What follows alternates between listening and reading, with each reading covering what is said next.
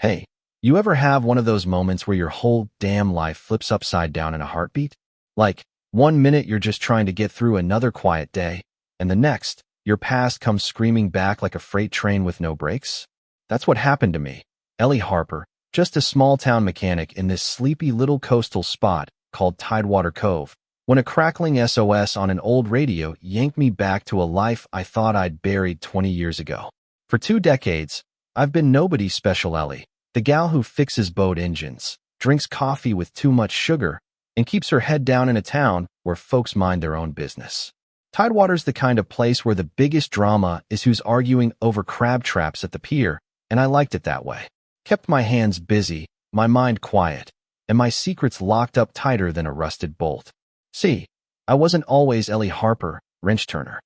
I used to be Ellie Viper Harper, one of the Navy's sharpest pilots, back when my hands gripped the controls of an F-18, slicing through the sky at Mach 2.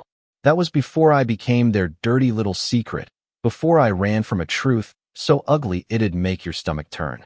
But when that distress call came through, from a kid named Lieutenant Jake Carter, fighting a dying jet over our sleepy cove, my old life didn't just knock, it kicked the damn door down. It was a Tuesday morning, sun barely up, and I'm elbow deep in a boat engine, grease smudged on my cheek, when that radio in the corner, some old relic I kept for no good reason, starts spitting static. Then his voice cuts through, young, scared, but holding it together. Mayday, Mayday, this is Raptor 12. I've lost hydraulics. Backup systems are shot. Losing altitude fast over Tidewater Cove. Requesting immediate assistance. My heart stops, because I know that sound death circling, a pilot out of options, just like I was once. My hands start shaking, the wrench slips, clatters on the concrete like a gunshot. Hank, my business partner, hollers from the front. Ellie, you okay back there? Good ol' Hank, heart bigger than his old pickup, never asks too much about my moments. I yell back, fine, just dropped something, but it's a lie, and lies come easy after 20 years of practice. I'm at the radio before I can think, my legs moving like they've got a mind of their own. Outside, Tidewater's waking up, fishermen prepping their boats, kids biking to the diner for milkshakes. Normal life, the kind I've been faking forever. But up there, Jake's voice is a blade through it all. Raptor 12. I'm at 8,000 feet, heading 190, sticks like pushing a brick wall, ejection seats jammed, I can't punch out. My blood goes cold. I know that feeling, the moment your million-dollar machine turns traitor and all your training's just a whisper against physics. I hit the transmit button, muscle memory kicking in, and I'm Viper again, not Ellie. Raptor 12, this is Ground Advisor. I'm reading you clear, give me your airspeed and engine status. Silence. Then Jake, confused but desperate, 280 knots. Engine's running hot, but still got power, who the hell are you? Before I can answer, Crescent Point Naval Base cuts in, all protocol and suspicion. Unknown station, identify yourself and clear this frequency. I freeze, because speaking up means torching the life I've built, letting the Navy know Viper Harper didn't die in that training accident they staged. But Jake's voice comes back, 6,000 feet, controls barely responding, and I can't walk away. Not from a kid who sounds like I did, back when I believed in honor and duty. So I say, this is Ellie Harper, civilian advisor in Tidewater. I know F-18’s systems, I can help. The words feel like signing my own death warrant, but I keep going. Jake, reduce power to 60%, you're cooking your engines, fighting the descent. Trust me, you're not flying anymore, you're falling with style. He hesitates, then, reducing power. Damn, you're right, engine's cooling, but I'm dropping faster, 5,000 feet now. I'm talking him through it, picturing that jet screaming toward our beach, knowing he's got maybe 6 minutes before he's a fireball or a miracle. Configure for landing. Jake, full flaps, gear down, aim for the long stretch of sand south of town. He's freaking out. Gear down at this speed? You're nuts. But I snap back, sand's softer than concrete. Kiddo it, or you're a crater. Outside, folks are gathering, drawn by some gut sense of trouble. Sheriff Maggie Tate's cruiser pulls up, her radio probably catching the same chatter. Maggie's a friend, the kind who never dug too deep into why a mechanic knows things she shouldn't. But I can feel her eyes on me now, wondering. Jake's voice cracks, for 1,000 feet, controls mushy.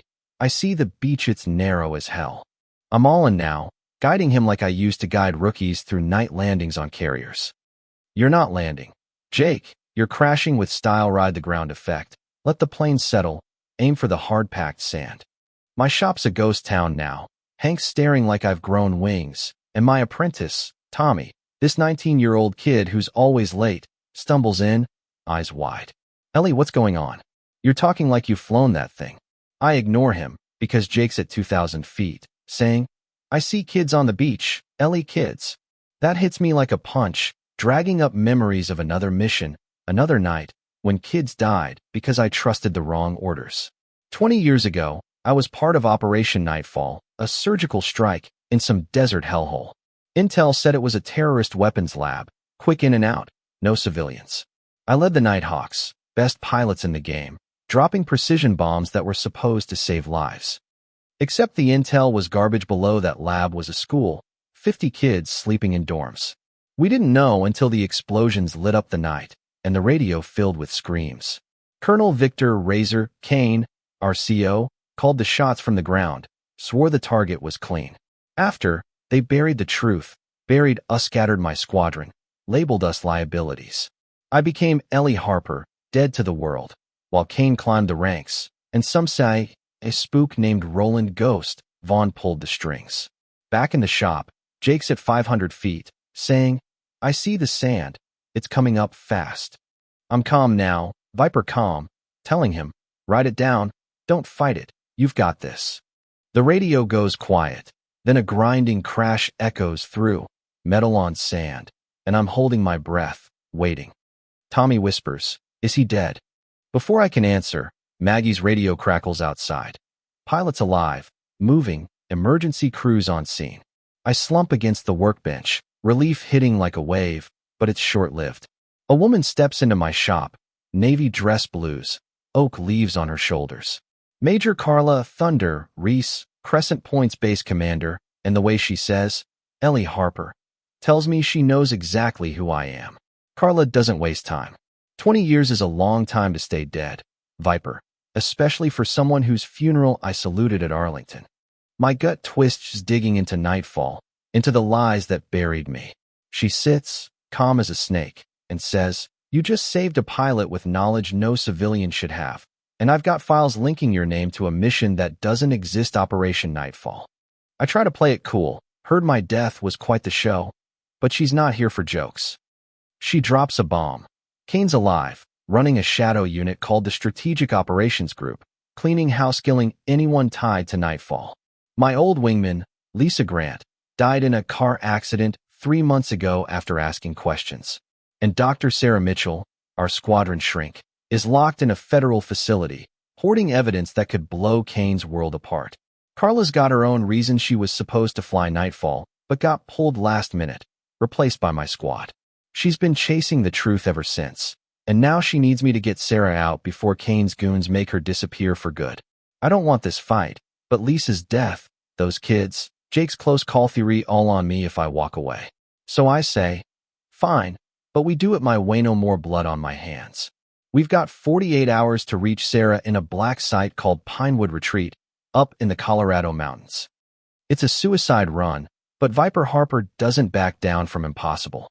We hit the road in Hank's old pickup, Carla navigating, me driving, the weight of 20 years riding shotgun. Pinewood's a fortress, cameras, armed guards, electronic gates, but I've cracked tougher nuts. Carla's got intel. Sarah's in Building B, room 208, under medical supervision. We park a mile out, under starlight, and I'm crawling through vents that stink of bleach and regret, while Carla preps a diversion at the gate. I drop into Sarah's room, find her scribbling in a notebook, eyes sharp despite 3 years of drugs and isolation.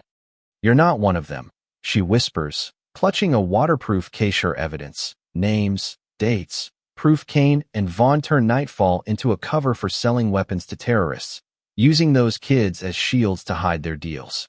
Carla's diversion, some rigged explosives, goes off, drawing guards away, and I'm hauling Sarah through maintenance tunnels, alarms blaring.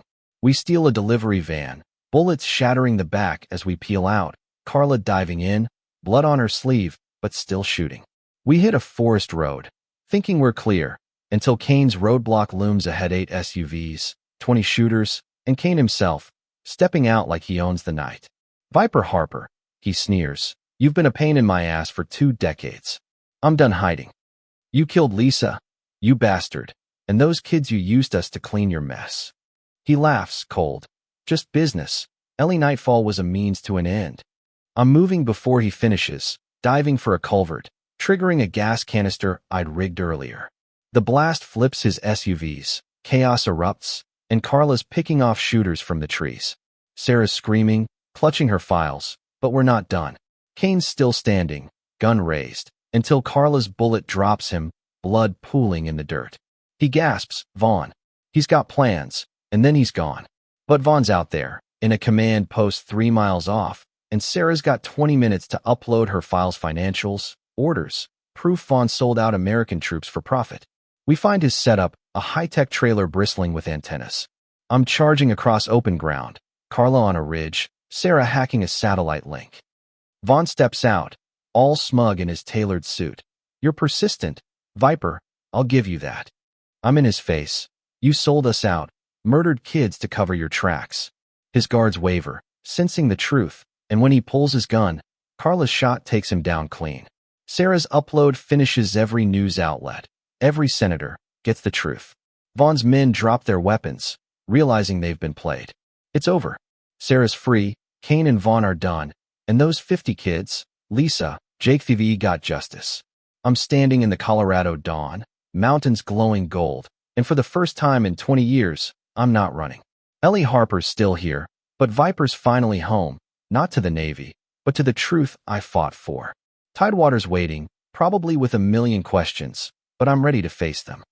Maybe I'll tell Maggie the whole story over coffee. Maybe I'll just fix boats and let the world sort itself out. So, what do you think? Does justice like this ever really settle the score, or does it just start a new fight? Drop a comment. Tell me your take. Have you ever had to stand up to something bigger than you, or seen someone bury the truth to save their own skin? Hit that subscribe button if you want more stories like this, because I've got a feeling there's plenty more where this came from.